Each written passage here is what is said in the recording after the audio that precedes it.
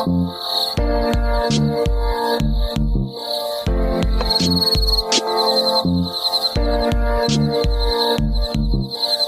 y'all. I'm Justin. And I'm Kim. Welcome to Cowboys Like Us, the podcast where we talk about Taylor Swift and her music. Yeehaw.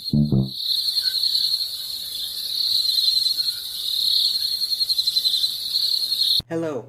Welcome to Cowboys Like Us, the only podcast that's going to take a shower with a baby this weekend, or perhaps give a shower to a baby.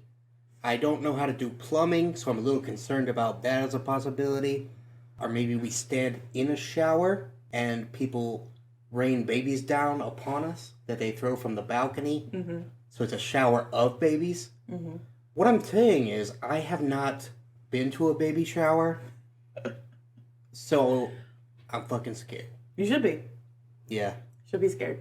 I have no idea what's happening. Yep. Today, we're talking about Ivy, a song from Evermore. And just want to say right off the bat, this may not be our greatest episode because real life has been getting in the way a bit this week. Hard.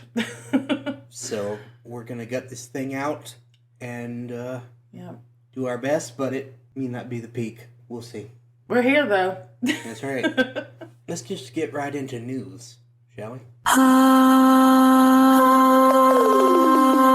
News from around the Taylorverse. So, Taylor Swift... Heard of her. Put out a record recently called 1989 Taylor's Version. Heard of it. And it's kind of a big deal. It sold 580,000 copies of vinyl. Wow. Which made it the fastest selling vinyl of all time. It's only been a week. Also, Sorry, question. Does that count pre-orders? Yeah, I think they're included in that number. It also went to number 1 on Billboard, which we'll learn about in Chart Watch. But that is Taylor's 13th number 1 record in the U.S., the most by any female artist. Also, Also, the Eras Tour movie continues to make money. It's now up to $231 million global gross, which has already more than doubled the previous record for a concert film, which was in the 90 millions. Mr. Justin Bieber. And it is now within striking distance of history's highest grossing documentary of all time, Michael Jackson's This Is It, which was about him preparing for a concert residency in London, which he did not get to do because he passed shortly before it was to begin. Mm-hmm. Technically not a concert film, but certainly a film about a musician and the theoretical concert that he was going to do. So some places count it, as the same type of thing. So Taylor's coming for that record next. We'll see if she gets there. Lil Wayne recently did an interview with People magazine in which, inexplicably, he was asked about Taylor Swift, but he was very complimentary. He said, quote, "She's definitely an artist for her fans. She's for them. The Swifties, or whatever you want to call them, she's for them. She has consistently been for her fans. To let the fans know how much they mean to you as an artist, and if you can actually grasp the reality of that, you solidified." You'll love to hear it. Game recognized game. I also like the Swifties, or whatever you want to call them. As if he doesn't know. Yeah. Yep. As if everyone in the entire world doesn't know, even if you don't listen to Taylor Swift. Yep. I also like you solidified. Yeah. As a thing. You like to see artists respecting artists. Indeed. We've talked about that a lot on this podcast. Yeah. Taylor's ongoing effort to build a new girl gang, or reboot her old girl gang. Yeah, more successful day by day. Continues apace. She was recently spotted out with Selena Gomez, Sophie Turner, Brittany Mahomes, Gigi Hadid, and Cara Delevingne. And then on a different night, she was spotted having dinner with Phoebe Bridgers. Phoebe Bridgers! Foible Bridgers. Foibles Bridgers. Yep. So, fun times in NYC with the ladies. Yeah. Brittany Mahomes posted a picture on Instagram, 2 pictures of her and Taylor. One of just the 2 of them, smiling for the camera. And then the other one was the 2 of them and 2 other people, and I don't remember if it was any of these names or if it was other people. But anyway, they were drinking champagne. My joke was when everybody freaked out about her drinking alcohol and smoking weed and doing whatever she might be doing, started selling Eras Tour tickets. So if anybody wants to sell their New Orleans Eras Tour tickets because they don't like the Taylor Swift drinks champagne, I know some people who will buy them. That's right. Hit us up on social media. We're very interested. The Couve has recently gotten some Louvre from Taylor. I was like, what the hell is the Couve?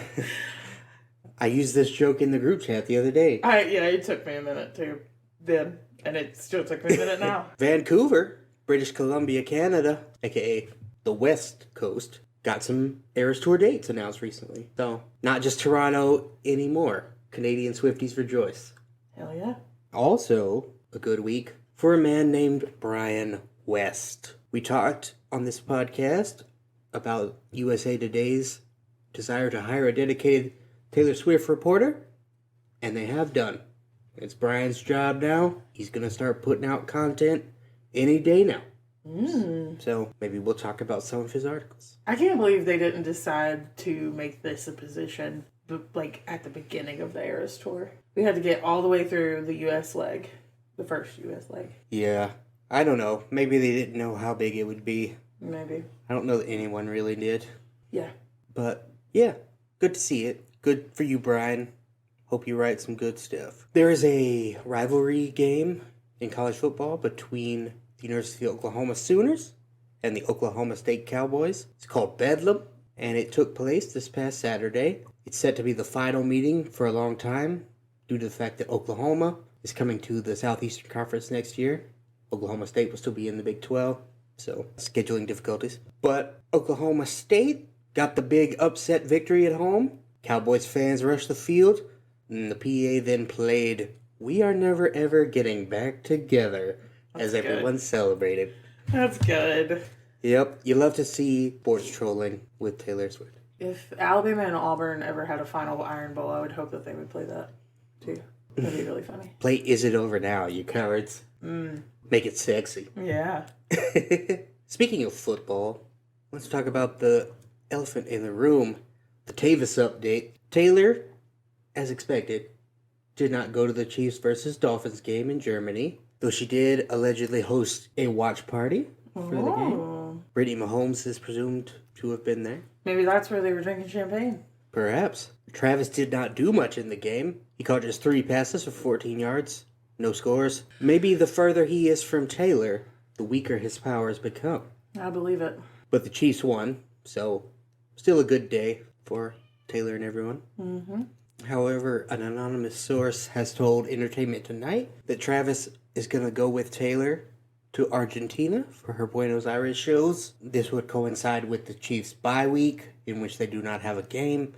So it's possible, certainly. Yeah, there was a lot of discussion kind of early on in the Tayvis saga, on TikTok especially, of whether or not he would go to her first shows back on tour in November because it was his bye week, and whether or not he would be required to practice on the bye week, and if that was going to cause problems and whatever. But we'll see. We will indeed. Let's just jump into Chart Watch. It's a very noteworthy week. Ooh. Because 1989 TV has hit. We gave you a little preview of it last episode with the Australian chart success, and it's even more pronounced in America. Yeah. So on the Billboard Artist 100, Taylor stayed put at number 1 very easily, as she may have had the best week any artist has ever had in terms of chart dominance. On the Billboard Hot 100 singles chart, Is It Over Now debuted at number 1. Now That We Don't Talk debuted at number 2. Slut debuted at number 3. I believe Doja Cat had number 4. And then Say Don't Go debuted at number 5. Cruel Summer dropped 5 spots to number 6. Bad Blood TV debuted at 7. Style TV debuted at 9. Suburban Legends debuted at 10. Blank Space TV debuted at 12. Welcome to New York TV debuted at 14. Out of the Woods TV debuted at 16.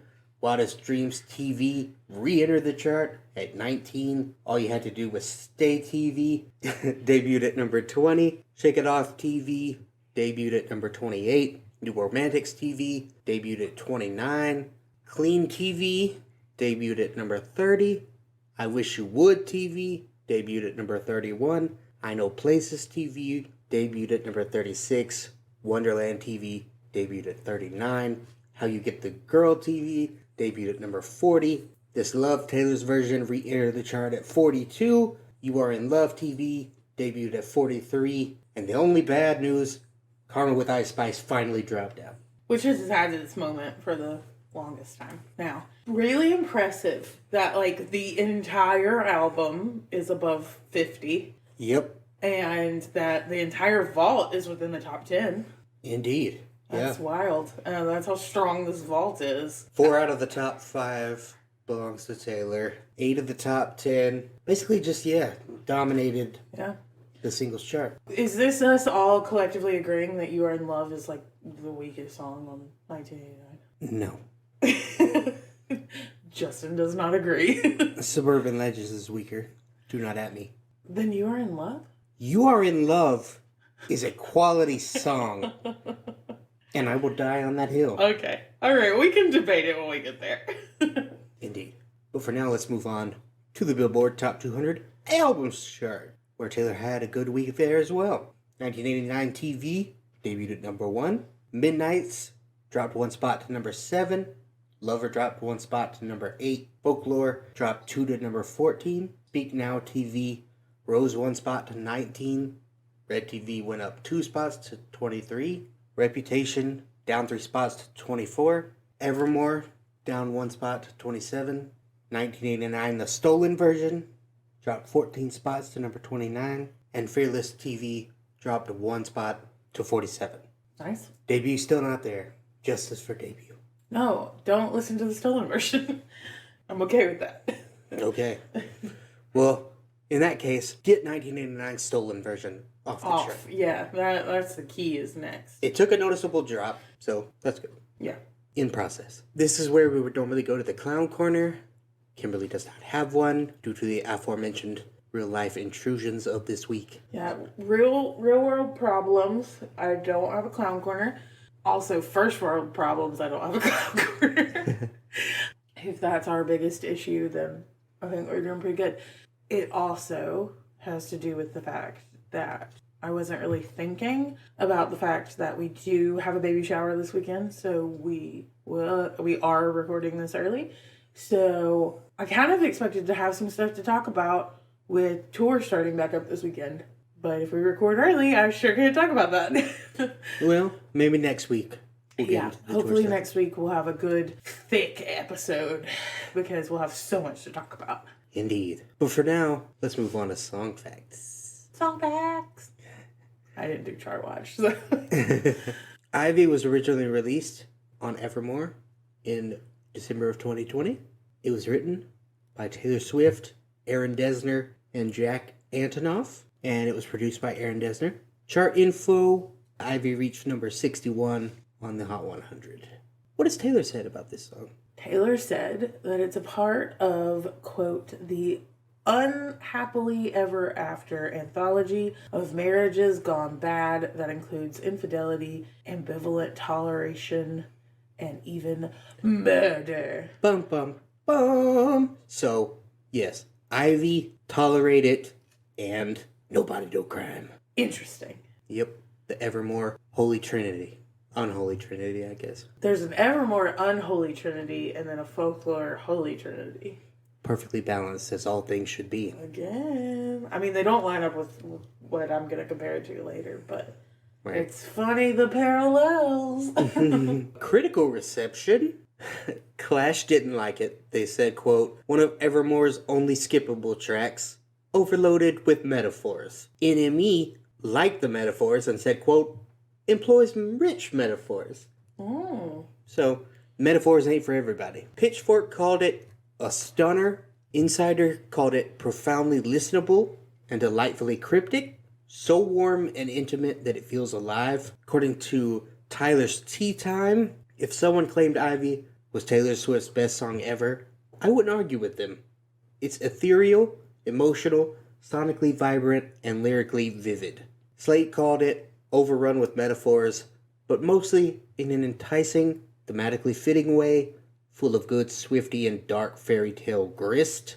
Central Times, the paper of Nashville Central High School, called it mixed perfectly, one of the top songs on the album. And then High Life said, if the cottagecore aesthetic were a song, this would be it. One of my favorites from the album. And the Marquette Messenger gave it a 6 out of 10 rating and said, overshadowed by other songs on the album. If the cottagecore aesthetic were a song, it would be any song on this album, because this entire album is the cottagecore aesthetic. In theory. I think it ventures from it at points. Yeah, okay, maybe. But I think there are also other ones. I don't think it would just be this song. Also, someone needs to tell Clash that the metaphors really speak to the high schoolers. There you go. We learned about those in English class. What about the fans? Do they like it? Big Boy Rob ranked it number 56. Rob said, has weird musical echoes of the Grateful Dead. Those Jerry Garcia-style guitar ripples, or the way the chorus leaps into that goddamn a la Uncle John's band. I don't listen to the Grateful Dead, so I can neither confirm nor deny. But I'm going to go ahead and say you're reaching again, my guy. I mean, probably. You just want people to know, hey, Taylor Swift isn't the only artist I listen to, in which case, I mean, fine, but don't break your fucking elbow jerking yourself off. Yeah. The Taylor Swift Reddit ranked it number 1 of 17 tracks in their Evermore Survivor game. Too high. Too high. Maybe. We'll see. But for now, let's get into some lyrical analysis. Verse number 1. How's one to know? I'd meet you where the spirit meets the bones. In a faith-forgotten land, in from the snow, your touch brought forth an incandescent glow, tarnished but so grand. First off, got a little literary allusion there. Where the spirit meets the bones is basically a direct quote from a poem called Compassion by Miller Williams, which I will read the poem as it's short. Have compassion for everyone you meet, even if they don't want it. What seems conceit, bad manners, or cynicism is always a sign of things no ears have heard, no eyes have seen. You do not know what wars are going on down there where the spirit meets the bone. So, yeah, your innermost self, we all have struggles to go through. That's what the poem is about, naturally. Faith forgotten is an interesting description. At first glance, it appears to describe, like a godless land, a land that has forgotten the Lord. Oh. But we learn later that it actually refers to a land where people, such as the speaker, have forgotten how to remain faithful to their partners, where the bonds of marriage and everything have lost their meaning because ultimately they aren't getting what they need. And the glow is tarnished because of the infidelity, but it's still so grand and bright and powerful that she's willing to ignore the tarnish. Watch Wheel of Time on Amazon Prime, and you'll get that a little bit more. It's also just a good show. On to the pre-chorus. And the old widow goes to the stone every day, but I don't.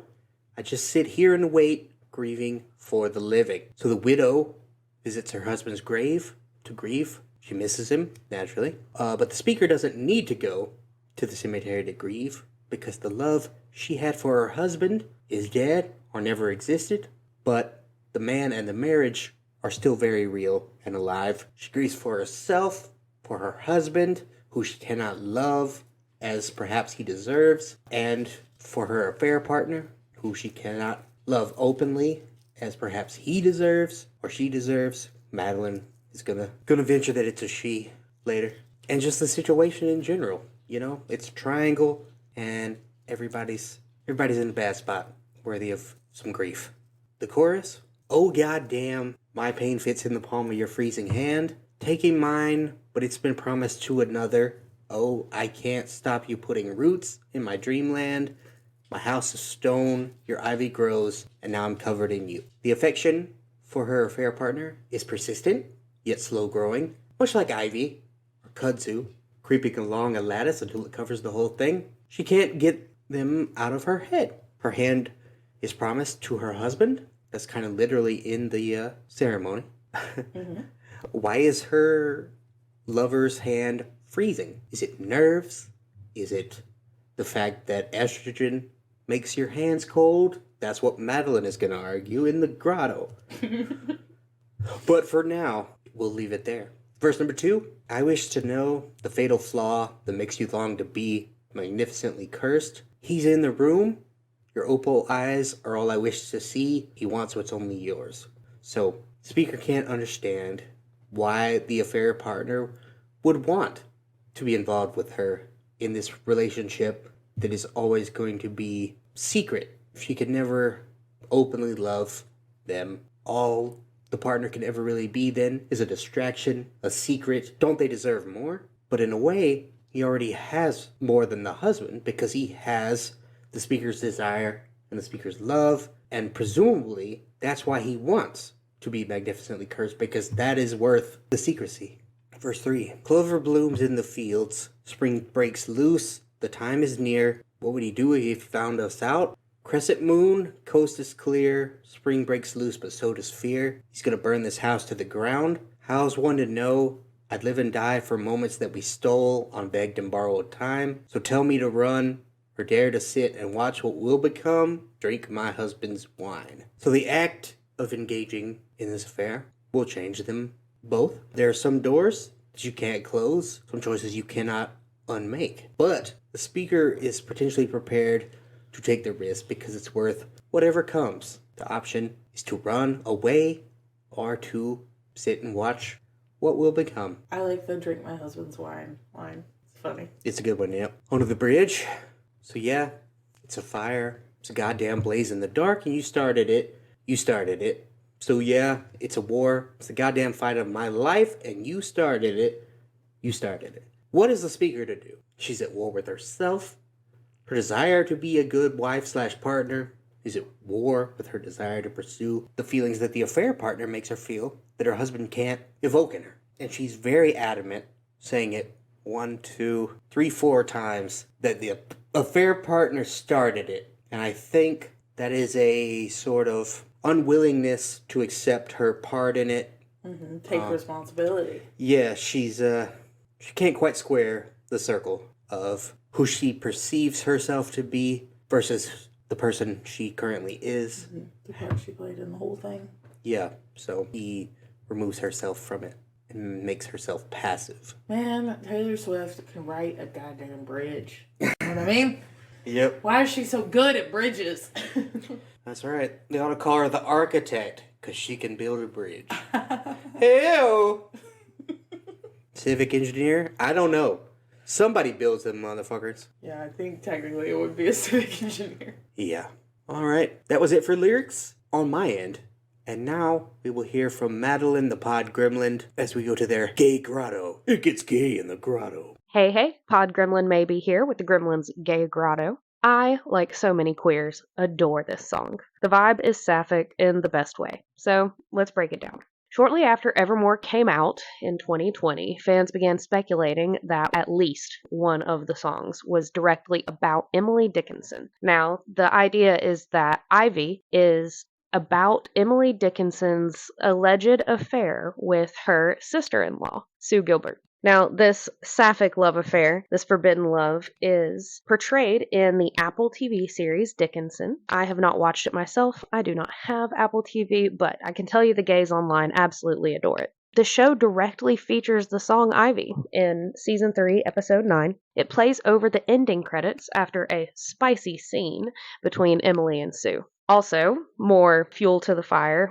for more clown makeup for the clownery. Evermore was released on December 10th, Emily Dickinson's birthday, and Blondie has said in an interview that the cover art of Evermore was partially inspired by a girl sleepwalking through the forest in a nightgown in 1830, which is the year that Emily Dickinson was born. So yeah, to me it gives, oh no, I live in a society where it's not okay to be gay, so I marry a man. I live with my girl best friend roommate, and we don't work, so we frolic about the house and live our folklore daydreams, or Evermore folklore daydreams. That's a queer tale as old as time. It's definitely the they were roommates, as pod host Kim would say. Also, Justy, I know you're gonna say it. Why are the hands cold? Ladies have cold hands.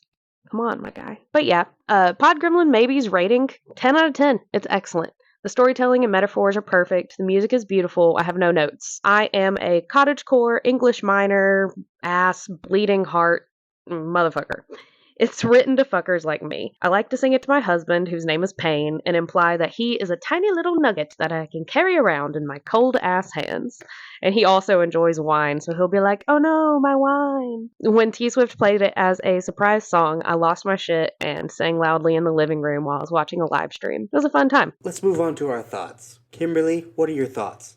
If Evermore is Folklore's part 2, like we've talked about before, Right. then this song very much, to me, feels like the sister to Illicit Affairs. I think they're sister songs. Right. They do share themes of infidelity. Themes. Yep. It seems like she was playing with the same storyline. So I just imagine that while she was sitting in quarantine, she was like, I'm going to create these characters and maybe they don't have names, but they're going to cheat on their partners. I just want to interject very quickly that you said when she was sitting in quarantine. But, I mean, that's a perfectly fine thing to say. It makes sense. What I heard was when she was sitting in a cornfield. And I was like, that's not what I said. I was like, why does she think it was in a cornfield? I mean, it could have been, but I don't know. Sorry, quarantine. No, you said quarantine. I just heard cornfield. Which I just mean the general shutdown of the world for coronavirus. Yes, in a cottage. Probably. Yeah, anyway, I feel like she kind of came up with a base storyline, and I feel like she wrote this storyline and was like, I can get 2 songs out of this. I can get a folklore version and an Evermore version. And maybe when she wrote Evermore, she came back to it and was like, that's when she realized she could get another song out of it. Being that these are the 2 albums that she said she's created the most characters and stories for. Right. And not use so much of her own real life to inspire the songs.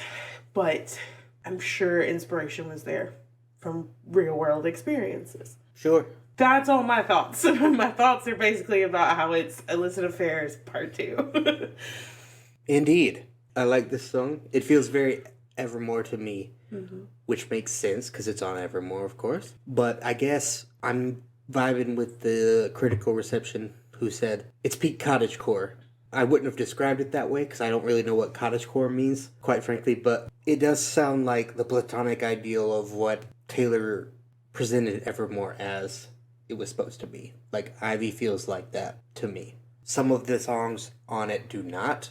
In comparison to its sister album, Folklore, Evermore feels much less cohesive, which would make sense if it's just, cast off extra songs, that it fits together a little less neatly. But I do think of this song as being what Evermore was intended to be. Very folky, Big Forest Witch energy. Yeah, this song and Willow. Yeah. I feel like are the 2 that are the, pure Evermore. I think so. Some of the other ones still work, still feel cottagecore-y, but... Yeah. No, I'm with you. I think those are the 2 most on theme. The lyrics to this song, in my opinion, are very strong. They feel very literary. Like a poem set to music, you might say. Lots of strong imagery. Lots of very vivid, interesting metaphors. Like the high school kids, I too enjoy metaphors. Who doesn't love a metaphor? Who indeed? I'm partial to similes, though. Don't threaten me with a good time. I use the words like or as. Use the word ass. Let's get to ratings and then get the hell out of here. So, for those of you who may not know, we rate every single song on a 1 to 10 scale.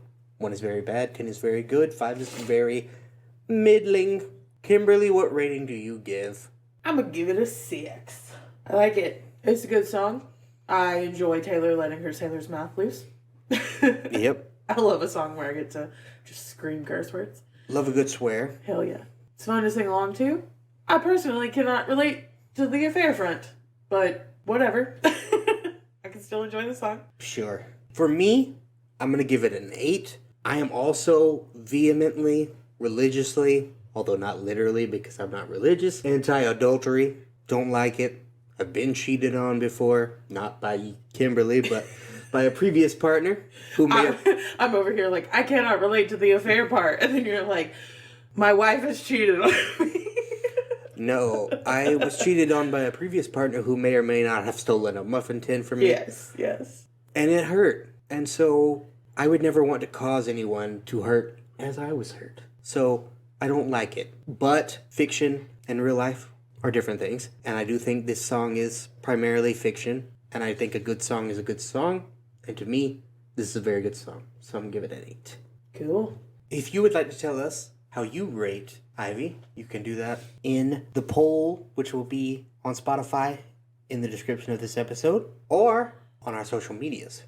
We are on X, and we are on Instagram, and we are on Threads, all at CBLU_podcast.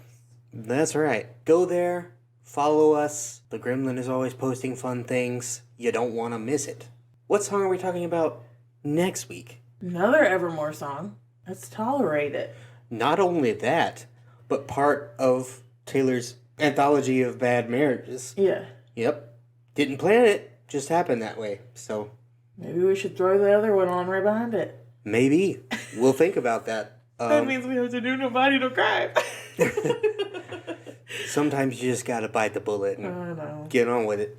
But I don't know. We'll talk about that. All right. But Tolerated is next week. Yes. Thank you so much for listening. We will see you soon to talk about Tolerated. Until then, goodbye. Goodbye.